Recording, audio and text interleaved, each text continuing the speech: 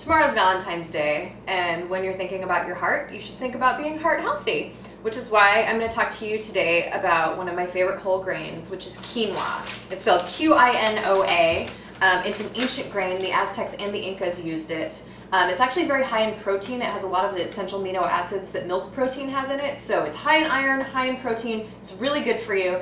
It's quick cooking, and it's tasty. It's a little bit of an acquired taste. It's kind of interesting, but it's this tiny little grain, as you can see, and it when it cooks, it sort of sprouts and this little tendril sort of comes out, and it's very versatile. You could add all sorts of things to it to make a pilaf. It's also used in grains and breads. You can use it in baking. You can use it in all sorts of things, but I'm just going to make a quick sort of quinoa pilaf that's really easy to do, and I'm going to show you how.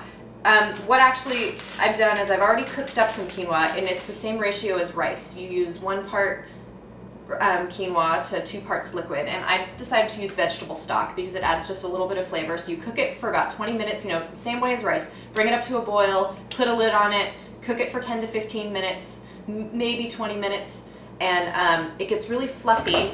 And I have some cooked right here. You can see it gets really kind of fluffy. You need to fluff it with a fork, and the grains separate. And it's really tasty, and just like rice, but even better for you. I'm just going to scoop the quinoa into a bowl right now.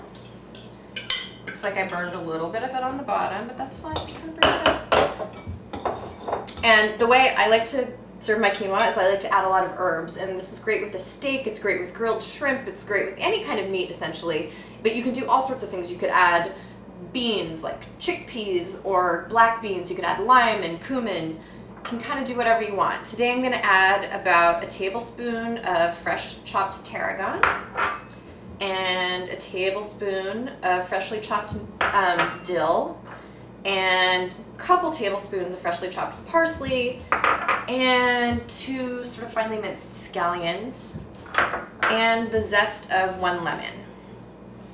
And then I'm going to add a little sprinkling of salt. I cooked this in stock, so there's a little bit of salt in there anyway, and it's got some flavor. And I'm going to add a slug of olive oil also. That's probably about a tablespoon.